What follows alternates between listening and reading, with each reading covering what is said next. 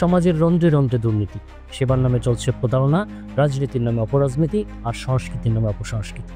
কিছু মুখোশধারী দুর্বৃত্তের হাতে যেমনি আমাদের গোটা সমাজ ব্যবস্থা, আমাদের সভ্যতা। এই সমস্ত মুখোশধারী দুর্নীতিবাজদের মুখোশ উন্মোচন করে আপনারই সামনে তুলে ধরবে অপরাধের খোঁজ। অন্ধবিশ্বাস, কুসংস্কার আর রাজনৈতিক আশ্রয়ের জোরে একজন ভিক্ষুক থেকে কোটি টাকার মালিকে পরিণত হওয়া এক ব্যক্তির গল্প বলবো আজ। ক্যামেরা নিয়েন না ভাই। অনুমতি দিচ্ছেন না? কেন অনুমতি দেব? সব রকমের তাবিজ হয় একই মাথারে পাথর। হ্যাঁ ওই পাথরই, ওই পাথরই। ব্যথা ব্যথা আমার কমে নাই, আর আমার মাথার যন্ত্রণাও কমে নাই। ভালো হয় না, ভালো হয় না। পয়সা তো খাই যাচ্ছে। কি ফকিরানি ধরনের কেস? এই আল্লাহ রসুল বিপদে আল্লাহ মাফ করমাই আল্লাহ, আমি বলছি আপনার ভাই মাঝে বলা লাগে না, আপনি তোর প্রতি বলছেন তো এত কথা করি ভাই। অলি ফকির, বয়স 85 বছর, বাড়ি নড়াইলের কালিয়ার মধুপুর গ্রামে। অভিযোগ, টানা 50 বছর ধরে একটি সাধারণ পাথরকে অলৌকিক শক্তির আধার বানিয়ে অসংখ্য মানুষের কাছ থেকে হাতিয়ে নিয়েছেন কোটি টাকা। প্রশ্ন হলো, এমন প্রতারণা কিভাবে সম্ভব হলো? চলুন শুরু করা যাক আজকের অনুসন্ধান।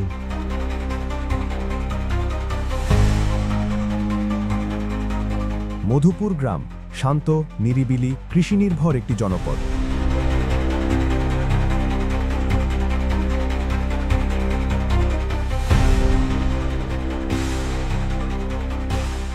কিন্তু এই গ্রামের এক বাড়ি সবসময় ভিড়ে ঢাসা। মানুষ বিশ্বাস করত সেখানে বসে আছেন একজন পীর সমানুষ, যার হাতে নাকি রয়েছে রোগ সারানোর অলৌকিক ক্ষমতা। ক্যামেরা নিয়েন না ভাই। আমি আপনাকে দেখাবো না। কি ফকিরানি করেন? এমনি আল্লাহ কথা বলেন, আপনি ভিডিও করেন, সবকিছু আপনি অনুমতি দিচ্ছেন না? কেন অনুমতি দেব? আপনি সবই পারবেন, আপনি সবই করবেন। একটু সময় দেন। কি কথা কয়? আপনি বাধা দিচ্ছেন কেন? আমরা লিগ্যাল, আমরা আনলিগ্যাল না। আমরাও তো ইলিগ্যাল না। আমরাও তো ইলিগ্যাল না। বলছি ছবি তো দিচ্ছেন, যাইনি চলেন।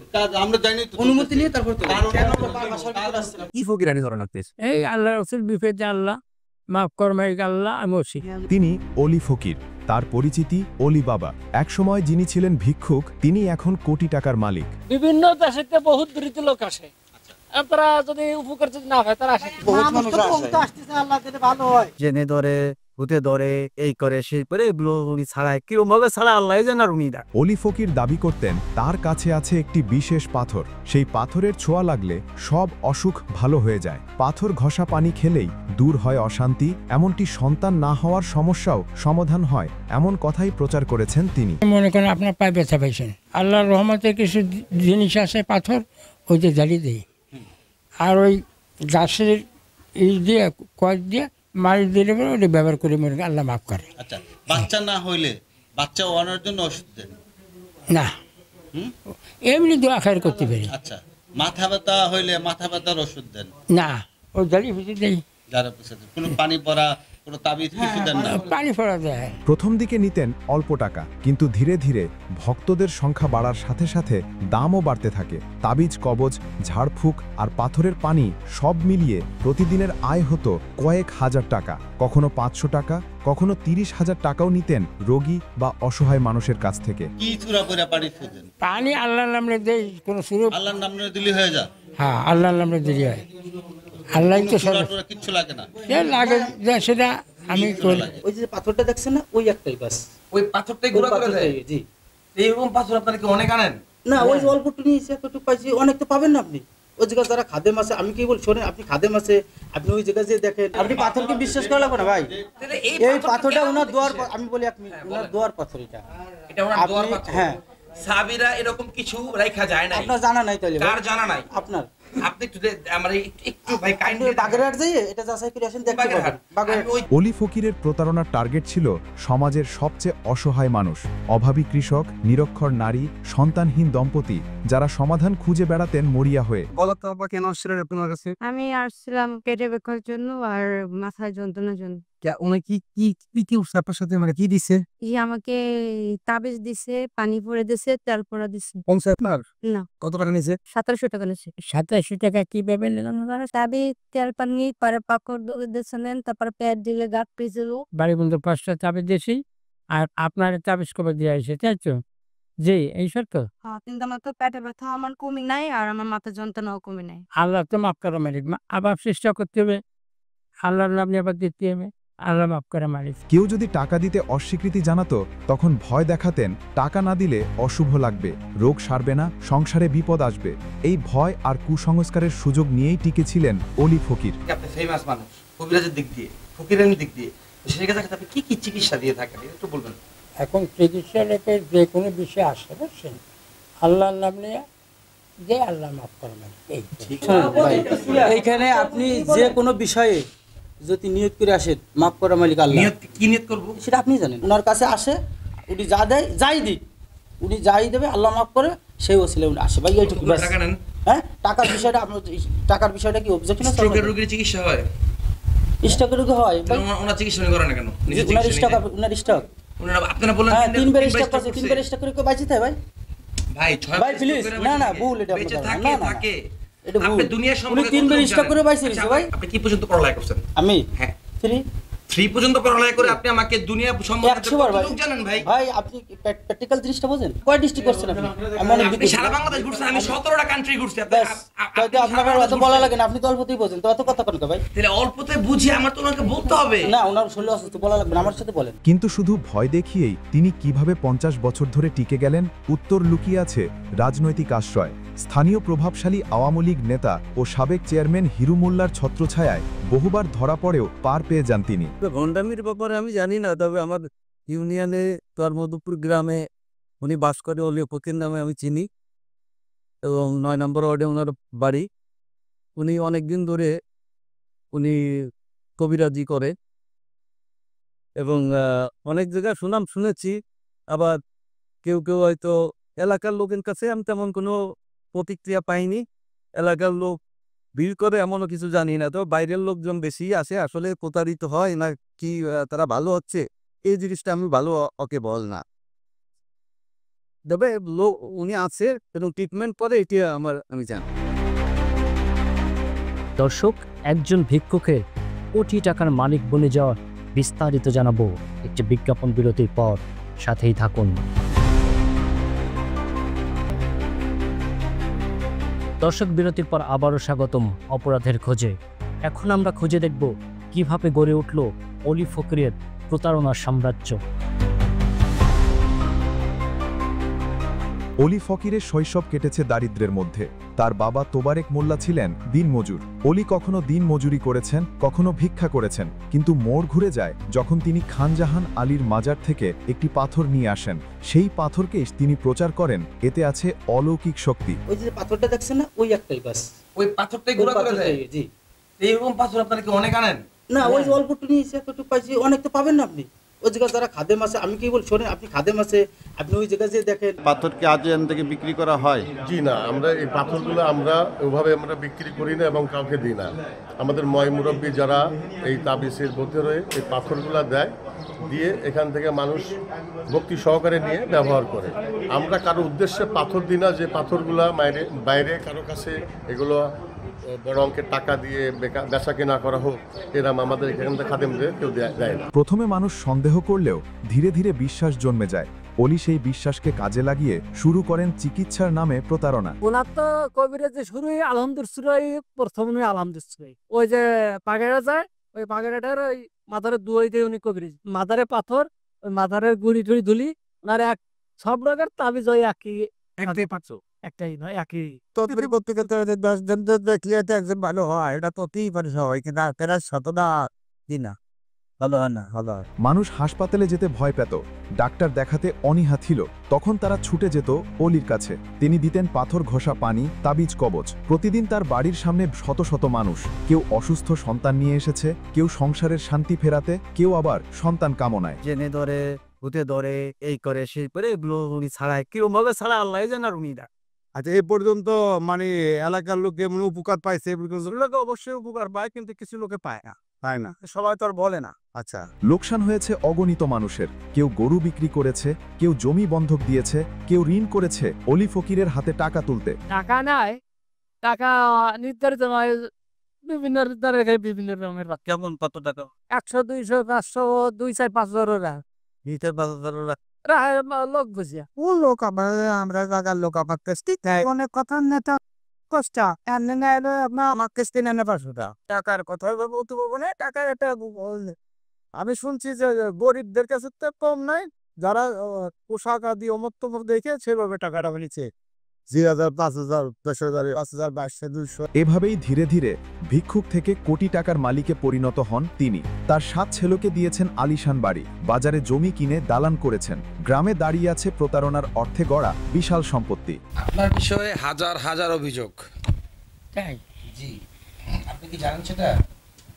এরকম ভাবে তো 50-60 বছর আল্লাহর রহমতে এই দুনিয়ার থেকে ঢাকাতে আসতেছে, খুলনাতে গোপালগঞ্জে আসতেছে, এর কোনো অভিযোগ এমন কোনো কাজ আমি করি না যে আমার নামে কোনো অভিযোগ আছে। অভিযোগ আমি তার কাছে যদি কোনো পয়সা করে রাখে থাকি, আমি চার এনে এমনি রাখি, হয়তো তাবিজ কবজ দিছি তার হাতে এতে রাখছি। স্পেসিফিক বলেন কি কি হ্যাঁ, চিকিৎসা? এখানে আপনি যে কোনো নিয়ত করে আসলে আপনার প্যারালাইসিস হোক কিংবা আপনার শারীরিক দিক দিয়ে কোনো সমস্যা হোক, আপনি আসলি পরা আমার বাবা দিলি পরা আল্লাহ মাফ করে, এরকম দেখছে সবাই ভালো হচ্ছে বিদায় আসে, ভালো না হইলে কেউ আসতো না।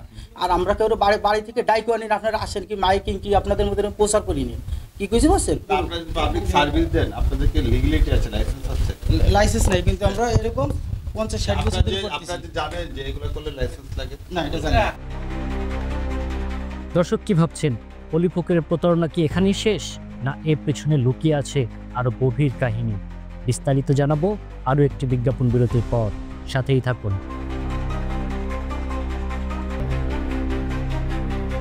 দর্শক বিরতির পর আবারও স্বাগতম অপরাধের খোঁজে। এখন দেখব কেন মানুষ এত বছর ধরে প্রতারিত হতে থাকলো অলি ফকিরের ফাঁদে। করবে কি না করার কিটা, করার মালিক হলো আল্লাহ। আল্লাহ রাসূলকে বিশ্বাস করি, আল্লাহ নাম রাখি, আল্লাহ মাফ। অলৌকিক বড় ঘটনা বাবা খানজাহান আলী দোয়ার জিনিস আমরা দিই, এতে আল্লাহ রহমত করে উনার রাজ্যে দিলি।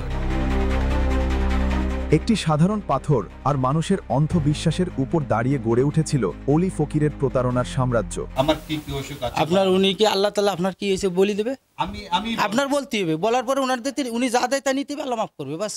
এনে কোনো জিন ভূত ও এদিক সেদিক কোনো দাঁড়াইবে না, এগুলো কোনো কিছু না। পানিটা যেরকম ফড়ি দেন না এরকম একটু ফড়ি করে দিন।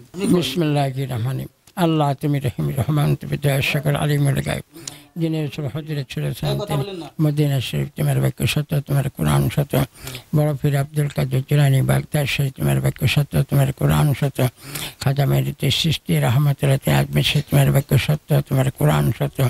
अल्लाह तुम्हें जाते उत्पन्न तैते निस्बित तुम्हारे नाम अल्लाह तुम्हें नित्य शुक्र मुक्त कर रहमान ला इलाहा इल्लल्लाह मुहम्मदुर রাসূলুল্লাহ ইয়া রাহমাতুল আলামিন। কিন্তু মানুষ বারবার প্রতারিত হলো কেন? কারণ সমাজে এখনো অশিক্ষা ও কুসংস্কার প্রবল। অসহায় মানুষ যখন চিকিৎসা বা সমাধান খুঁজে পায় না, তখন তারা আশ্রয় নেয় অলির মতো প্রতারকের কাছে। আপনি সূরা ফাতিহা বলেন তো। বিসমিল্লাহির রহমানির রহিম। আলহামদুলিল্লাহি রাব্বিল আলামিন আর রহমানির রহিম মালিকি ইয়াউমিদ্দিন।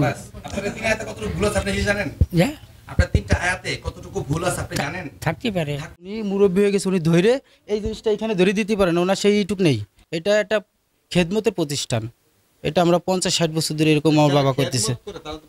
পয়সার বিষয়টা এখানে আসবে না ভাই, আমরা পয়সা খালি মালের দামে নিই, আমরা অতিরিক্ত কোনো কিছু করি না। না অতিরিক্ত নিই, এর বেশি যদি অনেক তদবির নেই তাহলে নেওয়া হয় বাস।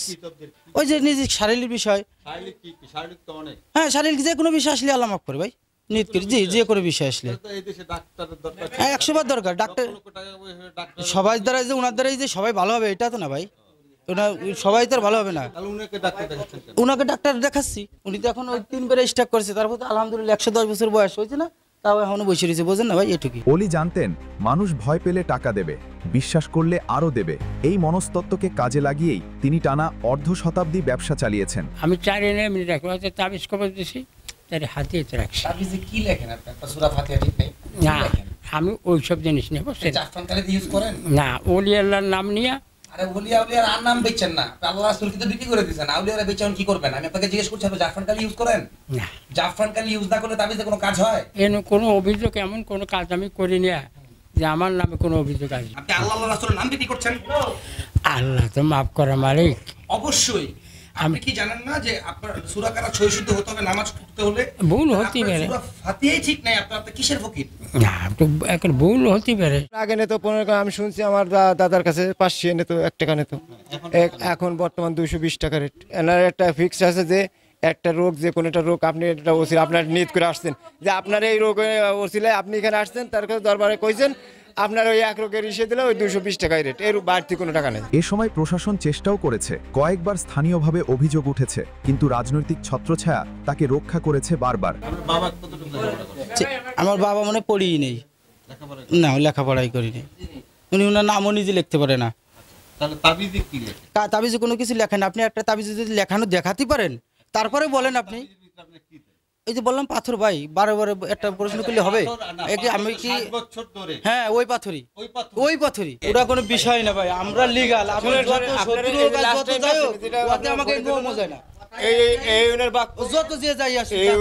সকল রোগের ওষুধ একটা পাথর, আসলে কবিরাজি ট্রিটমেন্ট তো এই জায়গায় ডাক্তারের কোনো প্রেসক্রিপশন নাই যে ওষুধ দিবে, এমনকি উনি গাছ দিবে, গাছ দিচ্ছে না ওই যে পাথর দিচ্ছে। একজন সচেতন নাগরিক হিসেবে আমি একটা প্রশ্ন করলাম, একটা পাথর কি সকল রোগের ওষুধ ভাই এবারে খেতে পারে না? এটা হইতে পারে না। আচ্ছা আচ্ছা, তো এই বিষয়ে যদি আপনার কাছে কেউ লিখিত অভিযোগ দেয়, আপনি কি তাকে আচ্ছা ইউনিয়ন পরিষদে ডাকবেন কিনা, বলবেন কিনা? অবশ্যই যদি লিখিত কোনো অভিযোগ পাই আমি, তাহলে আমি এটা পরিষদে দেখিয়ে আমি তার বিরুদ্ধে কি পদক্ষেপ নেওয়া যায় আমার উচ্চতর যে মহল আছে তাদের সাথে পরামর্শ করে আমি অবশ্যই ব্যবস্থা নিব। অলি ফকিরের বয়স এখন 85 বছর, কিন্তু এখনো গ্রামে অনেকেই বিশ্বাস করে অলির পাথরে শক্তি আছে, এটাই তার সবচেয়ে বড় জয়। কিন্তু প্রকৃতপক্ষে তার কোনো কেরামতি নেই, সবকিছুই ছিল ভয় আর কুসংস্কারকে পুঁজি করে বানানো প্রতারণা। অসাধু কোনো লোক যে আল্লাহর অলি, মানে এগুলা আল্লাহর অলিদের এতগুলো টাকার বিনিময় যে পাথরই করতেছে, এগুলো আল্লাহর অলির আশেক বা ভক্ত না, এরা একদম ধোঁকাবাজ। আমরা চাই এই ধোঁকাবাজদের যে কোনো লোক প্রতিহত করুন। আমরা খাদেমদের পক্ষ থেকে আমরা সমস্ত বাংলাদেশের সমগ্র মানুষের কাছে আমাদের একটা প্রতারকদের বিরুদ্ধে আইন শৃঙ্খলা বাহিনীর কাছে আপনারা কি চান? আমরা চাই যে আইন শৃঙ্খলা বাহিনীর তাদের উপযুক্ত যে কোনো তাদের আইনের ধারা যত যাদের বিচারের আওতায় আনা উচিত তারা সেভাবে তাদের বিচার করবে, এটা আমরা আশাবাদী। এই প্রতারণার ফলে অনেক পরিবার নিঃস্ব হয়েছে, কেউ ঋণ শোধ করতে পারেনি, কেউ মানসিকভাবে ভেঙে পড়েছে। অলি ফকির নিজের জন্য বানিয়েছেন আলিশান জীবন, রেখে গেছেন অসংখ্য কান্নার ইতিহাস। পাথর, মাটি ইত্যাদির উপরে ভরসা করা, বিশ্বাস করা, একিন করা, এটা শিরক।